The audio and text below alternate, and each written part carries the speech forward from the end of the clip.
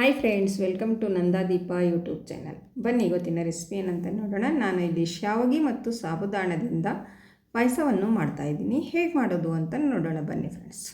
ಮೊದಲಿಗೆ ಸ್ಟವ್ ಮೇಲೆ ಒಂದು ಬಾಳಿಗೆ ಇಟ್ಕೊಂಡು ಅದಕ್ಕೆ ಅರ್ಧ ಬಟ್ಟಲು ತುಪ್ಪವನ್ನು ಹಾಕ್ಕೊಳ್ತಾ ಇದ್ದೀನಿ. ನೋಡಿ, ತುಪ್ಪ ಒಂದು ಸ್ವಲ್ಪ ಬಿಸಿ ಆದಮೇಲೆ ನಾವು ಅದಕ್ಕೆ ಡ್ರೈ ಫ್ರೂಟ್ಸನ್ನು ಹಾಕ್ಕೊಳ್ಳೋಣ. ಇಲ್ಲಿ ನಾನು ಬಾದಾಮ್ ಮತ್ತು ಕಾಜು ಇವೆರಡೊಂದು ಸ್ವಲ್ಪ ಚಿಕ್ಕ ಚಿಕ್ಕದಾಗಿ ಕಟ್ ಮಾಡಿಕೊಂಡು ಹಾಕ್ತಾ ಇದ್ದೀನಿ. ನಿಮಗೆ ಇನ್ನೂ ಜಾಸ್ತಿ ಡ್ರೈ ಫ್ರೂಟ್ಸ್ ಬೇಕಂದರೆ ನೀವು ಬೇರೆ ಡ್ರೈ ಫ್ರೂಟ್ಸ್ನ ಆ್ಯಡ್ ಮಾಡ್ಕೊಳ್ಬೋದು.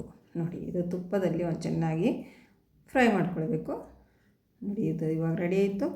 ಮತ್ತು ನಾನಿಲ್ಲಿ ಕಿಸ್ಮಿಸ್ ಕೂಡ ಹಾಕ್ತಾಯಿದ್ದೀನಿ. ಕಿಸ್ಮಿಸ್ ಕೂಡ ಒಂದು ಸ್ವಲ್ಪ ನಾವು ತುಪ್ಪದಲ್ಲಿ ಫ್ರೈ ಮಾಡ್ಕೊಳ್ಳೋಣ. ನೋಡಿ, ಇದು ಒಂದು ಸ್ವಲ್ಪ ಉಬ್ಬಿ ಬರಬೇಕು ಕಿಸ್ಮಿಸ್ಸು, ಅಲ್ಲಿವರೆಗೆ ಫ್ರೈ ಮಾಡ್ಕೊಳ್ಬೇಕಾಗುತ್ತೆ. ನೋಡಿ, ಈ ರೀತಿ ಆಗಬೇಕು. ಇವಾಗ ಇದು ರೆಡಿ ಆಯಿತು. ಮತ್ತು ಅದೇ ಪ್ಲೇಟಿಗೆ ನಾನು ಈ ಕಿಸ್ಮಿಸ್ ಕೂಡ ತೆಕ್ಕೋತಾ ಇದ್ದೀನಿ. ನೋಡಿ, ಬಾದಾಮ್ ಮತ್ತು ಕಾಜು ಮತ್ತು ಕಿಸ್ಮಿಸ್ ಎಲ್ಲವನ್ನು ಒಂದೇ ಪ್ಲೇಟಲ್ಲಿ ತೆಗೆದಿಟ್ಕೊಳ್ತಾ ಇದ್ದೀನಿ. ಮತ್ತು ಅದೇ ತುಪ್ಪದಲ್ಲಿ ಒಂದು ಅರ್ಧ ಬಟ್ಟಲಷ್ಟು ನಾನು ಶಾವಿಗೆಯನ್ನು ಹಾಕೋತಾ ಇದ್ದೀನಿ. ನೋಡಿ, ಶಾವಿಗೆಯನ್ನು ಕೂಡ ಇದು ತುಪ್ಪದಲ್ಲಿ ನಾವು ಚೆನ್ನಾಗಿ ಹುರಿದುಕೊಳ್ಳೋಣ. ಒಂದು 2 ನಿಮಿಷದವರೆಗೆ ಹುರಿದುಕೊಳ್ಳಿ. ಒಂದು ಸ್ವಲ್ಪ ಕಲರ್ ಚೇಂಜ್ ಆಗಬೇಕು, ಅಲ್ಲಿವರೆಗೆ ನಾವು ಶಾವಿಗೆಯನ್ನು ಹುರಿದುಕೊಳ್ಬೇಕಾಗುತ್ತೆ. ನೋಡಿ ಫ್ರೆಂಡ್ಸ್, ತುಂಬಾ ಸೂಪರಾಗಿರುತ್ತದೆ ಈ ಶಾವಿಗೆ ಮತ್ತು ಸಾಬುದಾಣ ಪಾಯಸ. ನೀವು ಒಂದು ಸರ್ತಿ ಮಾಡಿ ನೋಡಿ, ಯಾವ ರೀತಿ ಬಂತು ಅಂತ ಕಮೆಂಟಲ್ಲಿ ತಿಳಿಸಿ ಫ್ರೆಂಡ್ಸ್. ನೋಡಿ, ಇವಾಗ ತುಪ್ಪದಲ್ಲಿ ಶಾವಿಗೆ ಹುರಿದ ಮೇಲೆ ನಾನು ಇದಕ್ಕೆ ಹಾಲನ್ನು ಹಾಕ್ಕೊಳ್ತಾ ಇದ್ದೀನಿ. 1 ಲೀಟ್ರ್ ಹಾಲನ್ನು ಹಾಕ್ಕೊಂಡಿದ್ದೀನಿ. ನೋಡಿ, ಇವಾಗ ಹಾಲು ಹಾಕಿದ ಮೇಲೆ ಚೆನ್ನಾಗಿ ಒಂದು ಸರಿ ಮಿಕ್ಸ್ ಮಾಡ್ಕೊಳ್ಳಿ. ಮತ್ತು ನಾನು ಇಲ್ಲಿ ಸಾಬುದಾಣ 1 ಬಟ್ಟಲು ಸಾಬುದಾಣ ನೆನೆಸಿಟ್ಕೊಂಡಿದ್ದೀನಿ. ಒಂದು 2 ತಾಸುವರೆಗೆ ನೆನೆಸಿದ್ದೀನಿ.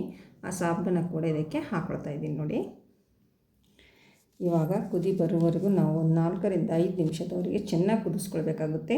ಈ ಕುದಿ ಬರ್ತಾ ಇರುವಾಗ ನಾನು ಇದಕ್ಕೆ ಒಂದು ಸ್ವಲ್ಪ ಕಸ್ಟರ್ಡ್ ಪೌಡ್ರನ್ನು ಹಾಲಿನಲ್ಲಿ ಮಿಕ್ಸ್ ಮಾಡಿಕೊಂಡು ಹಾಕೋತಾ ಇದ್ದೀನಿ. ನೋಡಿ, ಒಂದು 2 ಸ್ಪೂನಷ್ಟು ಕಸ್ಟರ್ಡ್ ಪೌಡರ್ ಹಾಕಿದ್ದೀನಿ. ನೋಡಿ, ಇವಾಗ ಇದನ್ನು ಹಾಕಿದ ಮೇಲೆ ಚೆನ್ನಾಗಿ ಮಿಕ್ಸ್ ಮಾಡ್ಕೊಳ್ಳಿ. ಸ್ವಲ್ಪ ಇದು ಕಲರ್ ಚೇಂಜ್ ಆಗುತ್ತೆ. ಕಸ್ಟರ್ಡ್ ಪೌಡರ್ ಹಾಕೋದರಿಂದ ರುಚಿ ಕೂಡ ತುಂಬಾ ಚೆನ್ನಾಗಿ ಬರುತ್ತೆ. ಮತ್ತು ನಾನು ಇಲ್ಲಿ ಡ್ರೈ ಫ್ರೂಟ್ಸನ್ನು ಫ್ರೈ ಮಾಡ್ಕೊಂಡು ಇಟ್ಕೊಂಡಿದ್ದೀವಲ್ಲ, ಆ ಡ್ರೈ ಫ್ರೂಟ್ಸ್ ಕೂಡ ಇದರಲ್ಲಿ ಹಾಕ್ಕೊಳ್ಬೇಕು. ನೋಡಿ ಫ್ರೆಂಡ್ಸ್, ಎಲ್ಲವನ್ನು ಹಾಕಿದ ಮೇಲೆ ಚೆನ್ನಾಗಿ ಒಂದು ಸರಿ ಮಿಕ್ಸ್ ಮಾಡ್ಕೊಳ್ಬೇಕಾಗುತ್ತೆ. ಒಂದು 4 ರಿಂದ 5 ನಿಮಿಷದವರೆಗೆ ನಾವು ಕುದಿಸ್ಕೊಂಡ ಮೇಲೆ ನಾನು ಇದಕ್ಕೆ ಸಕ್ಕರೆಯನ್ನು ಹಾಕ್ತಾಯಿದ್ದೀನಿ. 1 ಬಟ್ಟಲಷ್ಟು ಸಕ್ಕರೆ ಹಾಕ್ಕೊಂಡಿದ್ದೀನಿ. ನೋಡಿ ಫ್ರೆಂಡ್ಸ್, ನೀವು ರುಚಿ ನೋಡಿಕೊಂಡು ನಿಮಗೆ ಸಕ್ಕರೆ ಎಷ್ಟು ಬೇಕು ಅಂತ ನೋಡಿಕೊಂಡು ನೀವು ಹಾಕ್ಕೊಳ್ಬೋದು. ಸಕ್ಕರೆ ಹಾಕಿದ ಮೇಲೆ ನಾವು ಮತ್ತೆ ಒಂದು 2 ನಿಮಿಷ ನಾವು ಇದನ್ನು ಕುದಿಸ್ಕೊಳ್ಬೇಕು. ನೋಡಿ ಫ್ರೆಂಡ್ಸ್, ಇವಾಗಿದು ನಮ್ಮ ಶಾವಿಗೆ ಮತ್ತು ಸಾಬುದಾಣ ಪಾಯಸ ಅಂತೂ ರೆಡಿ ಆಯಿತು. ನೋಡಿ ಫ್ರೆಂಡ್ಸ್, ನನ್ನ ವೀಡಿಯೋ ಇಷ್ಟ ಆದರೆ ಒಂದು ಲೈಕ್ ಮಾಡಿ, ಶೇರ್ ಮಾಡಿ ಮತ್ತು ಕಮೆಂಟ್ ಮಾಡಿ ತಿಳಿಸಿ. ಹೆಚ್ಚೆಚ್ಚು ನಿಮ್ಮ ಫ್ಯಾಮಿಲಿ ಫ್ರೆಂಡ್ಸಿಗೂ ಶೇರ್ ಮಾಡಿ ಫ್ರೆಂಡ್ಸ್. ನೋಡಿ, ಒಂದು 2 ನಿಮಿಷ ಕುದಿಸ್ಕೊಂಡು ಆಮೇಲೆ ಒಂದೇ 1 ಸ್ಪೂನಷ್ಟು ತುಪ್ಪವನ್ನು ಹಾಕಿದ್ದೀನಿ. ನೋಡಿ, ತುಪ್ಪ ಹಾಕ್ಕೊಂಡು ಮಿಕ್ಸ್ ಮಾಡ್ಕೊಳ್ಳಿ. ಮತ್ತು ನನ್ನ ಚಾನಲನ್ನು ಯಾರು ಸಬ್ಸ್ಕ್ರೈಬ್ ಮಾಡಿಕೊಂಡಿಲ್ಲ ಅವರು ಸಬ್ಸ್ಕ್ರೈಬ್ ಮಾಡಿಕೊಳ್ಳಿ. ನನ್ನ ಮುಂದಿನ ವೀಡಿಯೋ ನೋಟಿಫಿಕೇಷನ್ ನಿಮಗಾಗಿ ಬರುತ್ತದೆ.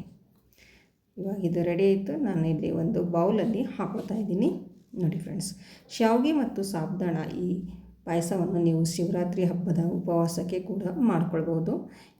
ತುಂಬಾ ರುಚಿಯಾಗಿರುತ್ತೆ. ಮತ್ತು ನಿಮ್ಮ ಮನೆಗೆ ಯಾರಾದರೂ ಗೆಸ್ಟ್ ಬಂದರೆ ನೀವು ಮಾಡಿಕೊಡಿ, ತುಂಬ ಇಷ್ಟಪಟ್ಟು ತಿಂತಾರೆ. ನಿಮಗೂ ಕೂಡ ತುಂಬಾ ಇಷ್ಟವಾಗುತ್ತೆ. ನೀವು ಒಂದು ಸರ್ತಿ ಮಾಡಿ ನೋಡಿ, ಹೇಗೆ ಬಂತು ಅಂತ ಕಮೆಂಟಲ್ಲಿ ತಿಳಿಸಿ ಫ್ರೆಂಡ್ಸ್. ಮೇಲಿಂದ ಒಂದು ಸ್ವಲ್ಪ ಬಾದಾಮನ್ನು ಹಾಕ್ಕೊಳ್ತಾ ಇದ್ದೀನಿ.